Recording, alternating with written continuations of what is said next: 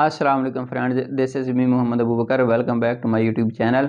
Today we will discuss about social demography of health. Social demography basically हमारे पास दो Greek words का combination है। पहला हमारे पास डेमोस है जिसका मतलब है द पीपल। सेकंड वर्ड हमारे पास ग्राफो है जिसका मतलब राइटिंग अबाउट या रिकॉर्ड समथिंग। क्या होगा कि राइटिंग अबाउट यानी कि लोगों के मुतल्लिक लिखना, लोगों के बारे में लिखना। तो इसके कदीम जो बानी हैं जिन्होंने सबसे पहले इस चीज़ को इस्तेमाल किया था वो जॉन ग्रांट हैं, जो कि 1620 में पैदा हुआ, 1674 में उनकी डेथ हुई थी। जबकि इसके मॉडर्न फाउंडिंग फादर जो हैं उनका नाम एकाइल गिलार्ड है, जिन्होंने 1855 के अंदर इस टर्म को सोशल डेमोग्राफी को प्रॉपरली यूज किया था। तो अब देखते हैं इसकी डेफिनेशन को। The study of how social and demographic factors affect health outcome. The study of how social and demographic factor, study क्या कैसे सोशल और डेमोग्राफिक फैक्टर, कहते हैं कि उस चीज़ की स्टडी करना कि सोशल और डेमोग्राफिक फैक्टर जो हैं वो कैसे अफेक्ट करते हैं हेल्थ आउटकम, यानी हेल्थ आउटकम को। इस चीज़ की स्टडी करना कि किस तरह सोशल और डेमोग्राफिक फैक्टर जो हैं वो हेल्थ आउटकम को स्टडी करते हैं। तो ये हमारे पास सोशल और डेमोग्राफिक फैक्टर जो हैं वो क्या हैं, इसके अंदर जेंडर है, रेस है, एथनिसिटी आ सकते हैं इनमें से, या lower economic socio economic status, ये तमाम चीज़ें जो है इन फैक्टर्स के अंदर आते हैं जो कि एक हेल्थ को अफेक्ट करती हैं।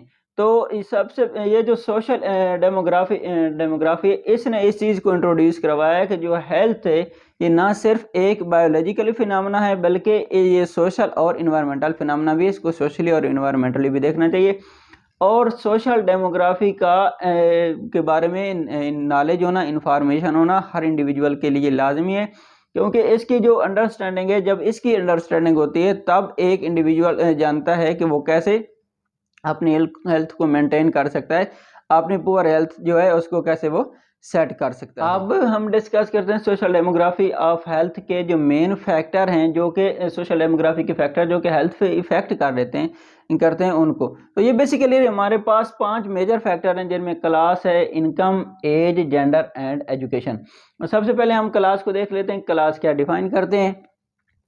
अ कैटेगरी और group of people having same wealth, power and status in a society. A category एक किस्म और ग्रुप या ग्रुप ऑफ पीपल लोगों का, हैविंग सेम वेल्थ जिनके पास क्या हो, एक जैसी दौलत हो, पावर एक जैसी पावर हो, एंड स्टेटस इन सोसाइटी और एक जैसा स्टेटस हो। क्या लोगों की एक ऐसी किस्म, एक ऐसी कैटेगरी या एक ऐसा ग्रुप जिनके पास एक सोसाइटी के अंदर एक ही जितनी पावर हो, एक ही जितनी दौलत हो और एक ही जैसा उनका स्टेटस हो। तो ये हमारे पास क्या होती है, एक क्लास। हमारे पास जो क्लास है, बेसिक क्लास स्कीम के अंदर हमारे पास 3 तरह की क्लासेस होती हैं। एक अपर क्लास होती है, दूसरी मिडिल क्लास होती है, तीसरी हमारे पास। अब हम देखते हैं कि अकॉर्डिंग टू वेबर कितनी क्लासेस हैं। तो वेबर ने बेसिकली हमारे पास 5 क्लासेस बताई हैं। पहली उसने बताया कि upper class.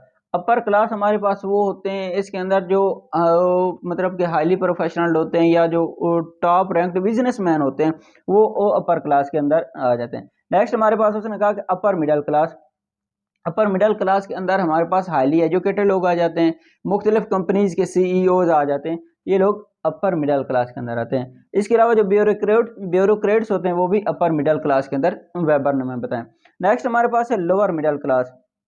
Lower middle class के अंदर हमारे पास सेल्समैन आ जाते हैं, वो लोग आ जाते हैं जो छोटी छोटी फर्म्स को रन कर रहे होते हैं। इसके अलावा जो नॉन प्रोफेशनल किस्म के लोग होते हैं वो इसमें आ जाते हैं, सपोज दैट मैनेजर्स या टीचर्स एटसेट्रा, ये लोग इसके अंदर आ जाते हैं। नेक्स्ट हमारे पास वर्किंग क्लास।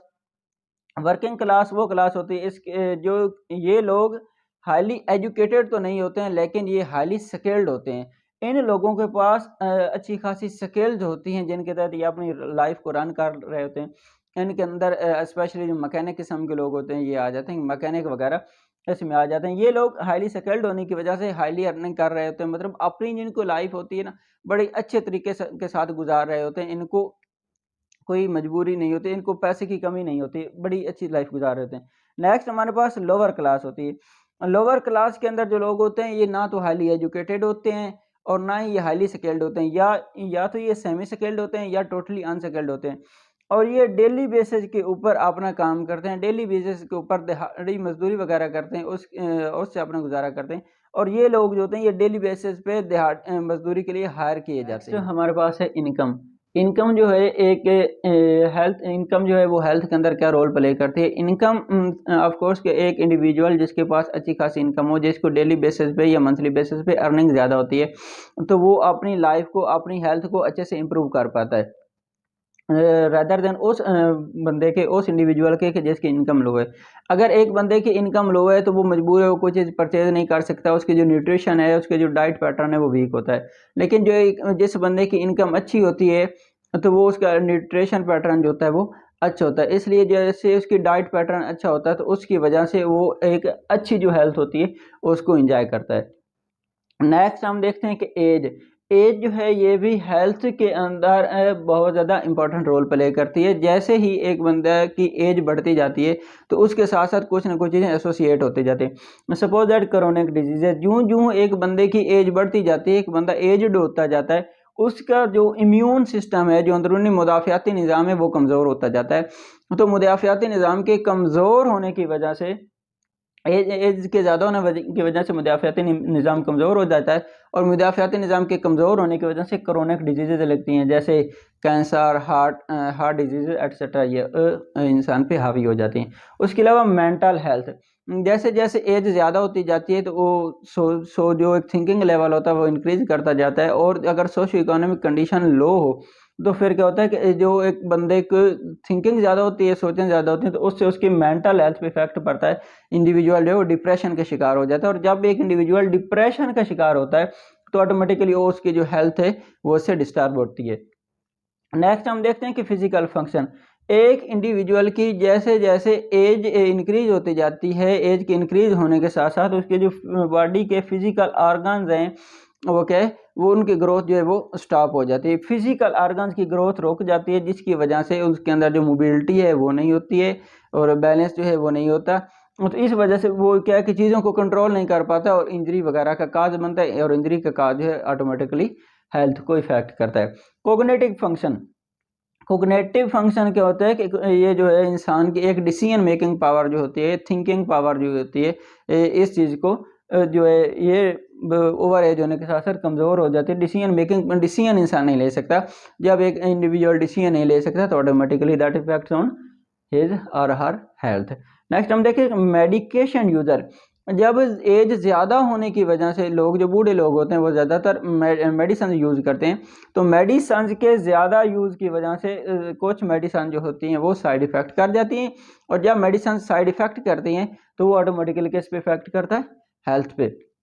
तो मतलब जो एज का ज़्यादा हो जाना है, एज का ज़्यादा होना किसी भी हवाले से, ये क्या है, ये भी हेल्थ को इफ़ेक्ट कर रहा होता है। नेक्स्ट हम देखते हैं कि जेंडर। सबसे पहले तुम्हें पता होना चाहिए कि जेंडर हमारे पास क्या चीज़ है। जेंडर एक मेल या फीमेल के साथ जो सोसाइटी रोल जो एक मेल या फीमेल को असाइन कर देती है वो जेंडर होता है। तो जेंडर जो है ये हेल्थ को इफ़ेक्ट करने के अंदर कैसे रोल प्ले करता है।